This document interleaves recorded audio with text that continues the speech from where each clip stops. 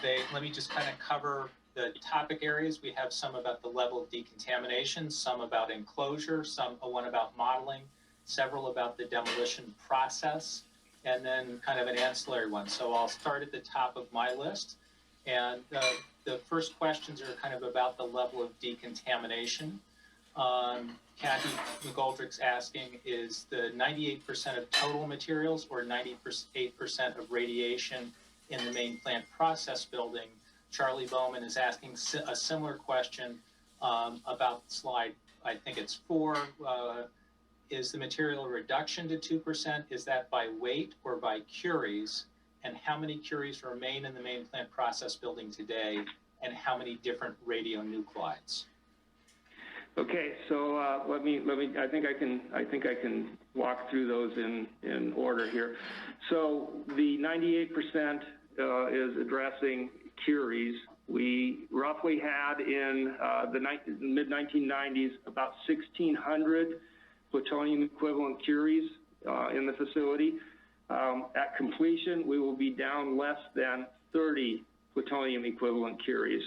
So there's that term that I discussed at the very beginning, and that's why it was important to bring that up. So it is based in curies. Was there another part to the second question, Bill? The different kinds of curies, or radionuclides, excuse me. So I'm not familiar with the inventory in the facility.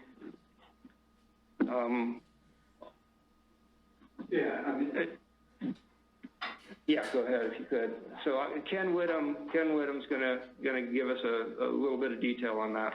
So this isn't an inclusive list, but we'll have plutonium, some uranium, americium, cesium, strontium, a lot of the fission products. This was a fuel reprocessing facility, so generally the isotopes that start out as nuclear fuel and then are generated as part of the fission process. Okay, thank you, Ken. Okay, so all right. The next group of questions is around an enclosure. John Pepper is asking about why did UCOR decide to tent the radioisotope development lab when it was demolished, and how did their numbers compare with West Valley? Bonnie Lawrence is raising the question about some members of the community are concerned about this being an open air demolition, and they want to know why a temporary enclosure is not being utilized, and can you explain why you are not using a temporary enclosure? Is it cost, feasibility, health, safety? Okay, so let me address a little bit of that, and then I think Brian Bauer can address the UCOR question a little bit more. I know he has more knowledge of that than I do. I'm not that familiar with what they're doing there. Well, our approach centers around, obviously, the aggressive removal of the radioactive materials in the facility. We believe that is by far the safest way, by eliminating that hazard completely from the facility to make sure that we can do the demolition safely.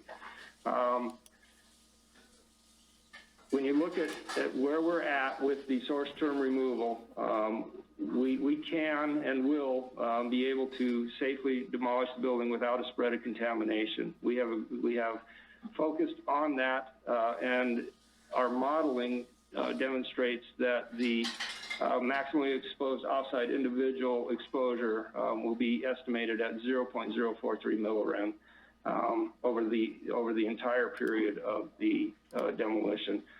So based on that, we know this can be done safely and without a spread of contamination. As far as the UCOR goes, I'll let Brian kind of walk through what he has on that.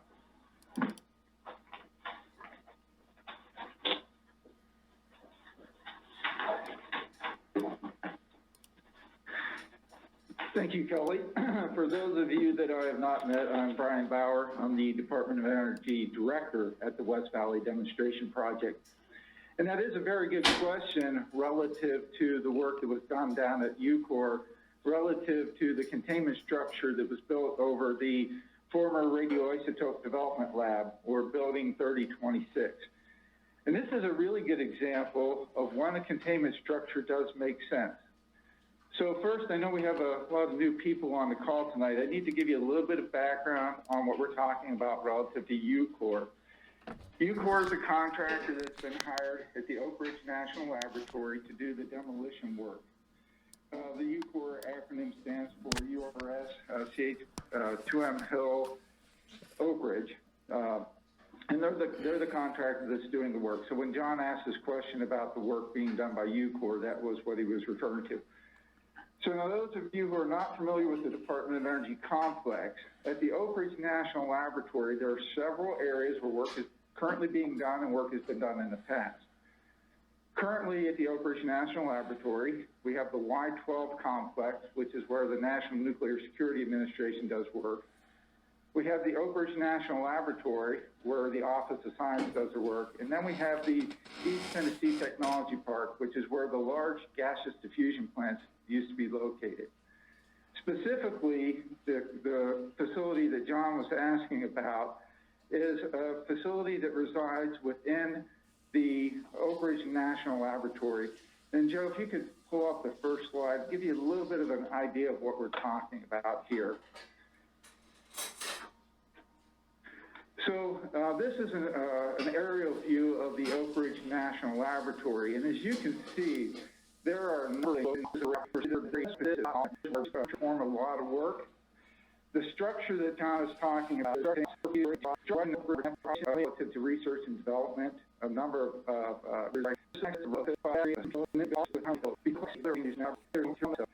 researchers. They're all sitting within a few hundred feet.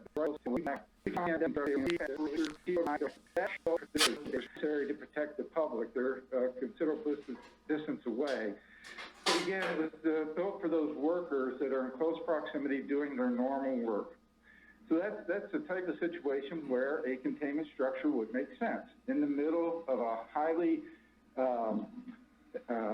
utilized area where there's a lot of work going on, kind of like in the middle of the city. Now, let me give you another example of demolition work that occurs at Oak Ridge.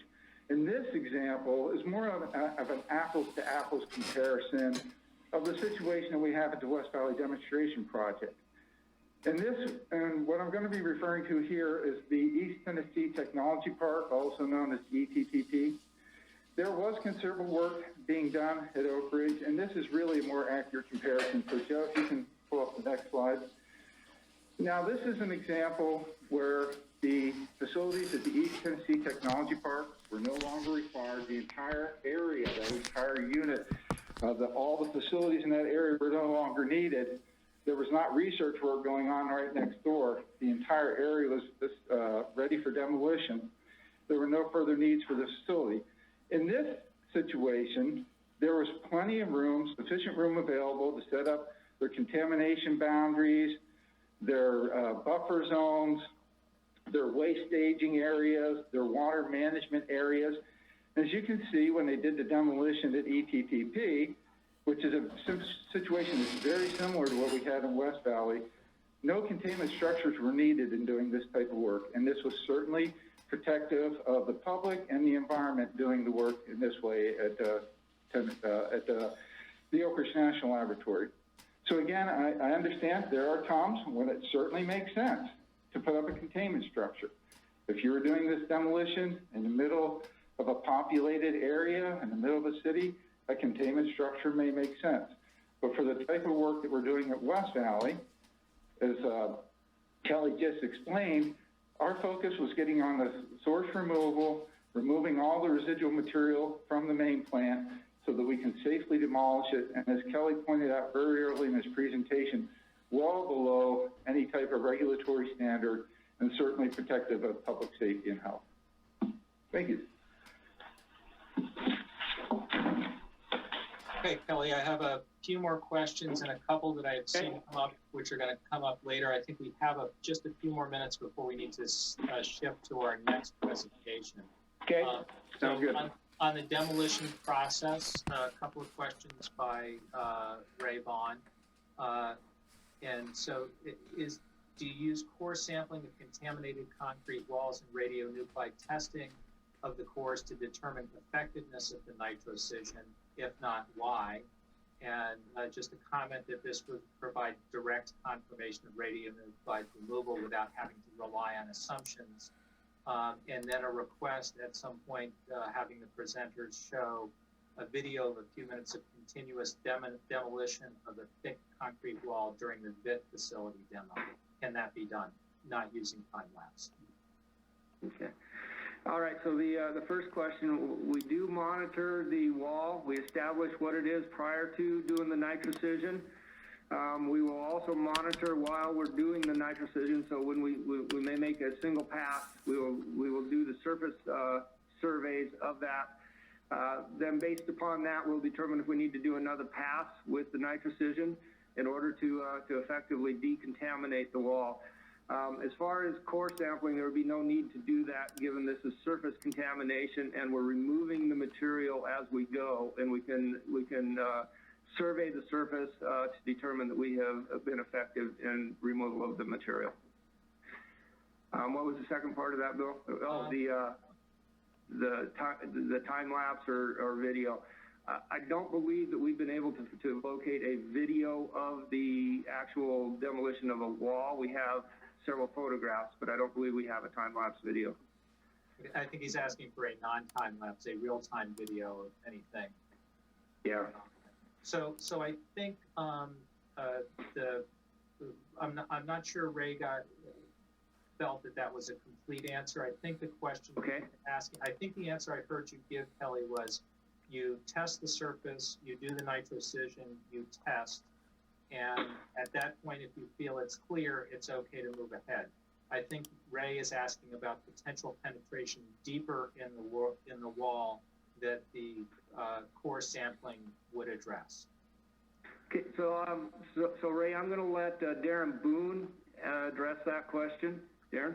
Okay, by way of core sampling, we don't take the large cores a lot of us are used to when we're, for example, preparing to do grout cores through concrete walls, things like that. But what we did to determine whether we had a volumetric type of contamination or contamination at a depth in the concrete is we did use a 1/2-inch drill, and we drilled in quite a ways and then collected all of the fines and then analyzed those to see what the radionuclide mix was and to see if it was different than what we had at the surface. So we do base our nitrocision, how much we do, on more of a surface value in the end, like Kelly stated, because we have a high confidence that it's not going to be, several inches into the concrete, et cetera. We did that through the drilling process. So that's our version of core sampling. I hope that helps out. So Darren, if I can just ask you a question. When you say fines, you mean essentially the dust from the drilling?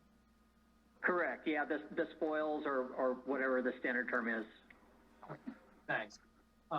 So another question is, how long will it take to do the demo of the load-in, load-out facility?